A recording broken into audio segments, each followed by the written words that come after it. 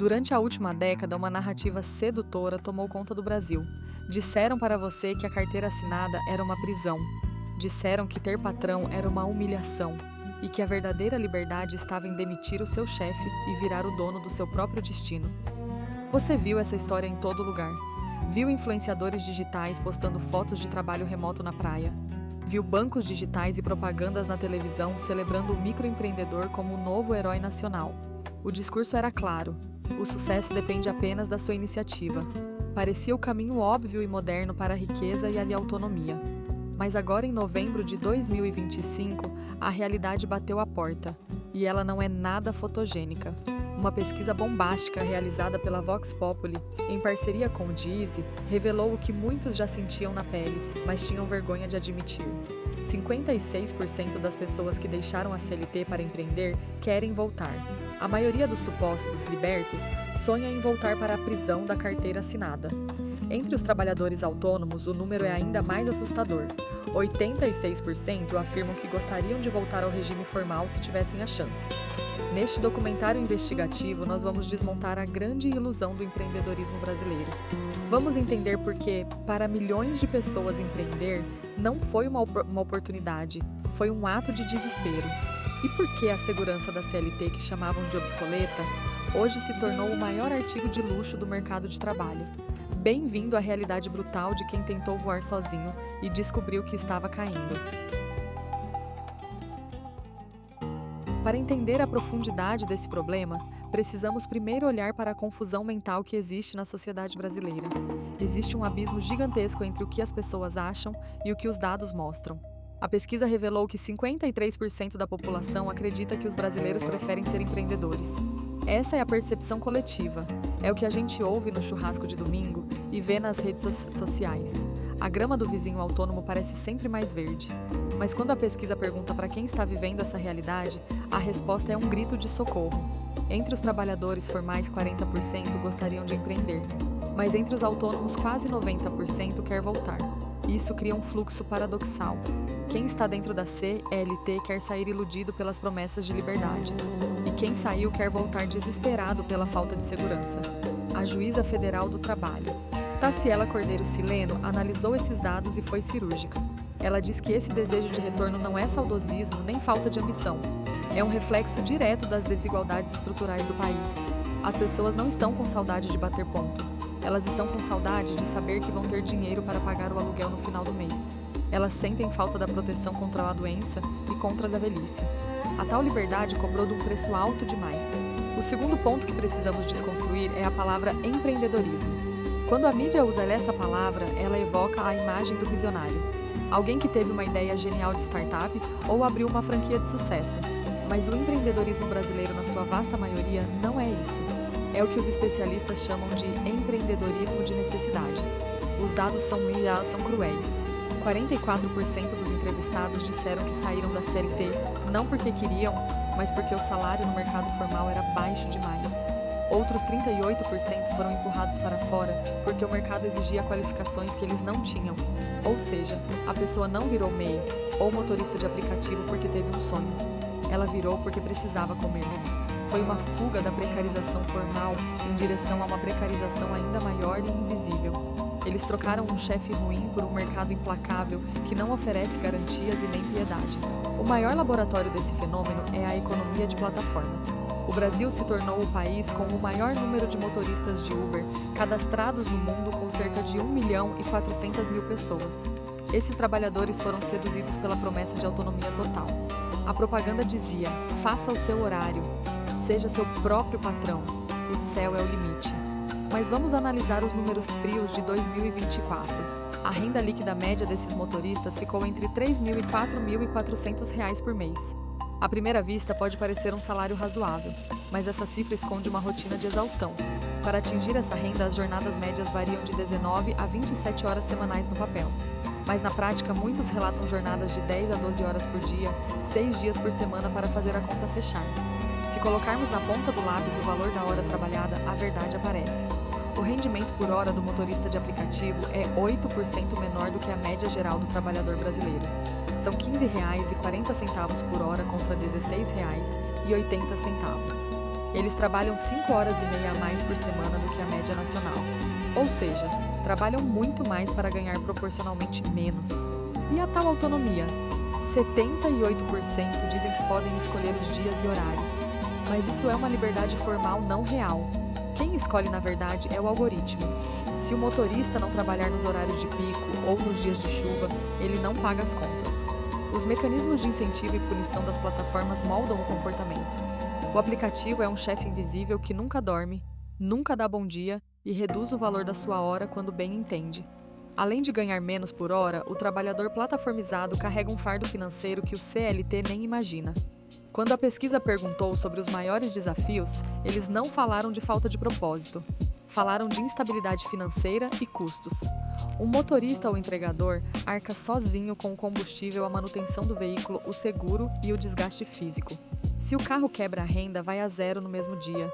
Se ele fica doente, a geladeira fica vazia. Mas o buraco mais fundo e perigoso é a proteção social.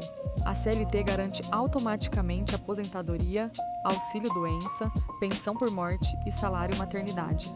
No mundo do Seja Seu Patrão, apenas 35% dos trabalhadores de plataforma contribuem para a Previdência Social.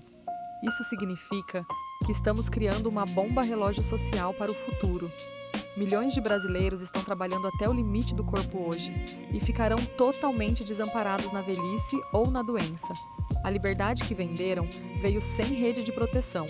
É um salto no escuro sem paraquedas. Mas não podemos culpar apenas os aplicativos. O trabalhador não fugiu da CLT apenas por aventura. O mercado formal também foi destruído. Precisamos lembrar da reforma trabalhista de 2017. Ela foi vendida com a promessa de modernizar as relações de trabalho e gerar milhões de empregos através da flexibilização. Diziam que o trabalhador poderia negociar livremente com o patrão. O resultado prático foi o aumento brutal da informalidade. Hoje, 37,8% da população ocupada no Brasil trabalha na informalidade. São quase 39 milhões de pessoas sem direitos. Em estados como o Maranhão e o Pará, mais da metade da força de trabalho é informal. A reforma criou contratos intermitentes, terceirização irrestrita e enfraqueceu os sindicatos. Diante de um emprego formal que pagava mal e oferecia pouca segurança, muitos trabalhadores pensaram: se é para ganhar pouco e não ter garantia, prefiro arriscar sozinho. Foi uma escolha racional entre duas opções ruins. E agora os dados mostram que a aposta no empreendedorismo forçado não pagou os dividendos prometidos. Existe um fator cruel e silencioso que muitas vezes é ignorado nesse debate, mas que é fundamental para entender o fracasso em massa dos pequenos negócios: a educação. O Brasil carrega um índice vergonhoso de analfabetismo funcional que atinge cerca de 29% da população adulta. Isso significa que quase um terço dos brasileiros entre 15 e 64 anos tem dificuldade para interpretar textos simples, fazer contas básicas ou entender lógica complexa. Agora imagine jogar essa pessoa no complexo mundo do empreendedorismo. Como alguém com essas limitações vai fazer um plano de negócios, gerir fluxo de caixa, entender contratos bancários e criar estratégias de marketing? É uma missão quase impossível. Não é falta de garra ou de vontade de trabalhar. É falta de ferramenta intelectual básica. O resultado é um massacre estatístico. 25% das pequenas e médias empresas fecham as portas com apenas 2 anos de atividade. Esse número sobe para mais de 50% em 5 anos. O sistema educacional brasileiro nunca preparou as pessoas para empreender de verdade. A escola mal ensina matemática financeira básica. Nós empurramos milhões de pessoas para o mar do mercado sem ensinar a nadar, e chamamos isso de liberdade econômica. O fracasso desses negócios não é um acidente, é um projeto de falta de preparo estrutural. Os dados também mostram um conflito interessante entre as gerações. Os jovens brasileiros valorizam a autonomia. Pesquisas de 2025 mostram que 33% dos jovens entre 16 e 34 anos sonham em ter o próprio negócio, superando levemente os que preferem a estabilidade. O desejo existe, o problema é a viabilidade. Apenas 12% da população adulta realmente consegue ter um negócio próprio. E o dado mais triste, 56% dos jovens que mudaram de carreira fizeram isso por necessidade financeira, não por vocação. Isso evidencia na armadilha. O jovem quer ser livre, quer ter flexibilidade, mas as condições materiais para isso não existem. A autonomia desejada colide violentamente com a precariedade da economia real. Eles descobrem da pior forma que a autonomia sem capital é apenas desemprego gourmetizado.